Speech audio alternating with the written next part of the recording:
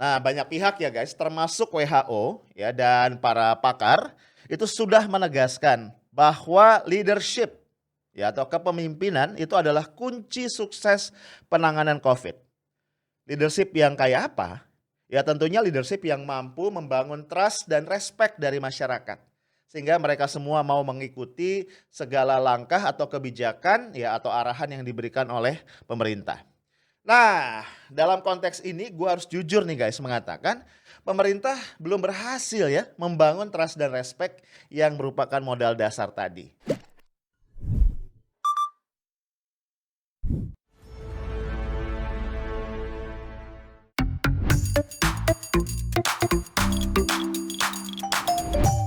Guys, kembali gue hadir dengan Rubik Lunch Break. Nemenin lu semua untuk istirahat makan siang pada hari ini, edisi Selasa 26 Januari 2021.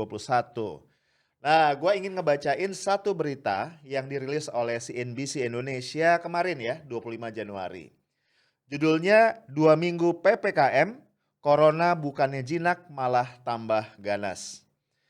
Sudah 2 minggu pemerintah Indonesia menerapkan kebijakan pemberlakuan pembatasan kegiatan masyarakat atau PPKM.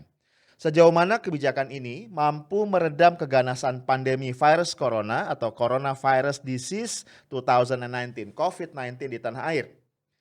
Sedianya PPKM yang berlaku di beberapa wilayah Jawa, Bali diterapkan pada 11 sampai 25 Januari 2021. Namun kemudian pemerintah memutuskan perpanjangan selama 2 minggu lagi. Pada pekan kedua pelaksanaan PPKM, jumlah pasien positif corona bertambah 81.333 orang. Rata-rata pasien positif bertambah 11.619 orang per hari. Jumlah ini malah naik dibandingkan pekan pertama, di mana jumlah pasien positif bertambah 79.903 orang. Rata-rata pasien positif bertambah 11.415 orang setiap harinya. Selama 2 pekan pelaksanaan PPKM, jumlah pasien positif bertambah 161.236 orang, rata-rata 11.517 orang per hari. Naik tajam dibandingkan 2 minggu sebelumnya yaitu 114.661 orang, rata-ratanya 8.190 orang per hari. Nah, sementara itu guys, jumlah pasien meninggal pada pekan kedua PPKM adalah 1.848 orang dengan rata-rata 264 orang per hari. Sementara pada pekan pertama total pasien meninggal berjumlah 1.858, ratanya 265 orang per hari. Sama sekali tidak bisa disebut lebih baik ya.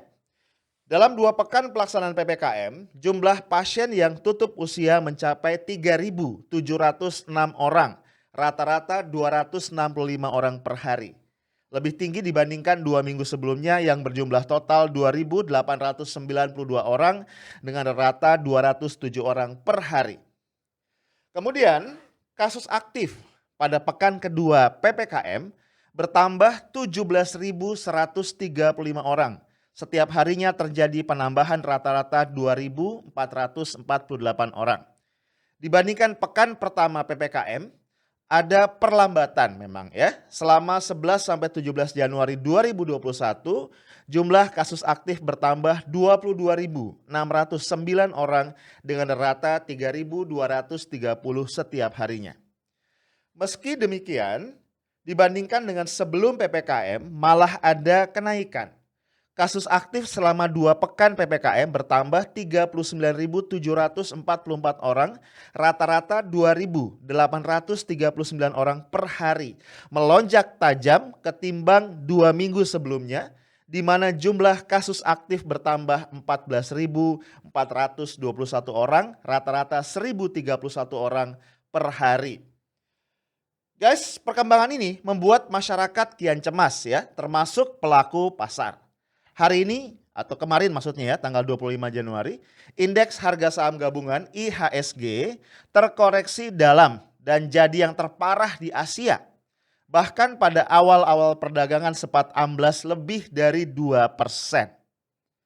Ya, lo bisa lihat nih ya ada tabel perkembangan indeks saham saham-saham utama Asia ya, bursa-bursa utama Asia pada pukul 11.55 waktu Indonesia Barat kemarin. Tidak hanya di pasar saham guys, tekanan juga terjadi di pasar obligasi. Pada pukul 11.31 waktu Indonesia bagian Barat, imbal hasil atau yield obligasi pemerintah untuk tenor 10 tahun naik 1,3 basis point atau BPS. Ya, kenaikan yield ini menandakan bahwa harga instrumen ini turun karena terjadi aksi jual ya dari para pemegangnya ya. Kehadiran vaksin antivirus corona sepertinya belum membuat pelaku pasar yakin. Sebab masih terjadi atau masih menjadi pertanyaan apakah pemerintah mampu mencapai target kekebalan kolektif atau herd immunity dengan vaksinasi terhadap sebagian besar warga negara Indonesia pada kuartal pertama tahun 2022. Ini ada pernyataan ya dari Anthony Kevin, ekonom Mirae Assets. Ya, dia mengatakan begini, masih harus dilihat apakah pemerintah bisa memenuhi target vaksinasi sesuai jadwal. Belum lagi masih ada pertanyaan seputar efikasi vaksin Sinovac. Ya, guys, itu beritanya. Yuk kita diskusiin ya. Kondisi yang tadi digambarkan di atas dengan data yang begitu banyak dari tim CNBC Indonesia itu tentu saja membuat kita sangat-sangat prihatin ya guys, karena ternyata langkah-langkah pemerintah dalam menangani pandemi COVID-19 di Indonesia sepanjang tahun 2020 yang lebih berfokus pada pemulihan ekonomi terbukti tidak atau belum berhasil memulihkan perekonomian kita. Nah, ketika memasuki 2021, ini penyebaran COVID-19 semakin parah, opsi yang dimiliki pemerintah itu semakin terbatas. Dan itu pun ternyata tidak memberikan hasil yang efektif. PPKM ya, atau istilah lainnya sebelumnya adalah PSBB dan vaksin ya, yang saat ini menjadi andalan pemerintah, ternyata belum berhasil menahan laju penularan COVID maupun memulihkan indikator-indikator ekonomi.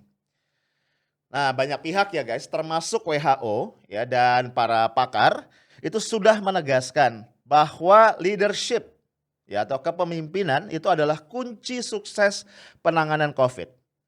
Leadership yang kayak apa? Ya tentunya leadership yang mampu membangun trust dan respect dari masyarakat. Sehingga mereka semua mau mengikuti segala langkah atau kebijakan ya atau arahan yang diberikan oleh pemerintah. Nah, dalam konteks ini gue harus jujur nih guys mengatakan pemerintah belum berhasil ya membangun trust dan respect yang merupakan modal dasar tadi. Kita lihat ya, ini beberapa catatan gue tentang hal-hal yang menyebabkan belum berhasilnya pemerintah mendapatkan trust dan juga respect dari masyarakat. Pertama ya, ini poin yang sangat kelihatan menurut gue adalah fokus yang gak jelas. Ya, sejak awal merebaknya COVID, ini fokus pemerintah nggak jelas. Setahun kemarin ya lebih fokus tadi kepada pemulihan ekonomi. Namun ketika melihat angka-angka penularan terus menggila gitu, pemerintah banting setir nih ke penanganan masalah kesehatan. Cuma cukup terlambat. Nah, terkait dengan butir ini ya, ini banyak juga pemerintah kelihatan nih oleh publik buang-buang energi untuk hal-hal yang nggak ada hubungannya dengan penanganan COVID. Ya, misalnya ya kemarin rame-rame pembubaran FPI. Kemudian apalagi ada Perpres tentang pencegahan dan penanggulangan ekstremisme. Ya, itu sampai gue bingung apa hubungannya Perpres ini dengan penanggulangan corona yang harusnya sekarang jadi fokus pemerintah. Nah, hal ini merupakan masalah serius guys. Kenapa? Karena tadi ya pembubaran FPI, Perpres ekstremisme tadi disadari atau tidak, itu akan semakin memperdalam keterbelahan dalam masyarakat. Ya, di saat-saat seperti ini, di mana justru kita butuh soliditas dan solidaritas dari seluruh komponen masyarakat untuk sama-sama fokus menghadapi COVID. Ini yang pertama ya, fokus pemerintah yang gak jelas. Yang kedua guys, itu adalah komunikasi publik yang buruk. Ya. Kita lihat menteri dan pejabat publik itu sering banget berbeda pendapat di ruang-ruang publik, berbantah-bantahan termasuk di media sosial ya, yang jelas-jelas merupakan ruang terbuka publik. Ya contoh misalnya tentang ada tidaknya hukuman pidana bagi masyarakat yang menolak untuk divaksin, yaitu ribut ya, dipicu oleh statement dari Wamenkumham ya, Edward Harris kemudian dibantah oleh yang lain. Kemudian juga ada statement dari Menkes yang mengatakan tidak percaya pada data yang ada di Kemenkes terkait dengan pelaksanaan vaksinasi. Eh, jadi berantakan gitu ya.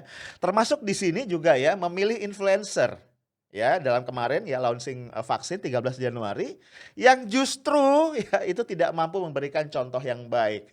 Jadi again kayaknya salah pilih nih. Itu yang kedua, komunikasi publik yang buruk. Yang ketiga, ya, tidak berkaitan langsung tapi berhubungan, yaitu berbagai kasus korupsi yang gila-gilaan yang membuat masyarakat semakin tergerus kepercayaannya kepada penyelenggara negara. Ya, misalnya nih ya, ini beredar kasus nih, gara-gara korupsi bansos yang begitu parah ya, bansos yang dikorupsi pun bansos COVID-19 ya, itu kemudian muncul pertanyaan, kalau bansos aja dikorupsi ya, kalau bansos dikorupsi, apakah bisa dipastikan bahwa dana untuk penyediaan vaksin yang juga besarnya itu nggak kepalang tanggung, itu nggak dikorupsi? Ini misal ya. Nah, hal-hal ini menggerus kepercayaan masyarakat kepada pemerintah. Nah, menurut gua guys, kalau hal-hal tadi nggak segera diberesin, ini langkah-langkah pemerintah untuk menangani COVID akan semakin berat. Padahal waktu terus berjalan dan kondisi semakin parah ya, opsi-opsi yang tersedia juga semakin terbatas. Ya, kita doakan semoga kondisi semakin baik, tapi setidaknya secara pribadi kita jaga 5M ya. Mencuci tangan dengan air mengalir dan sabun, memakai masker, menjaga jarak, menghindari kerumunan, dan membatasi mobilitas. Itu aja dari gua, stay tough, smart, and professional. Assalamualaikum warahmatullahi wabarakatuh.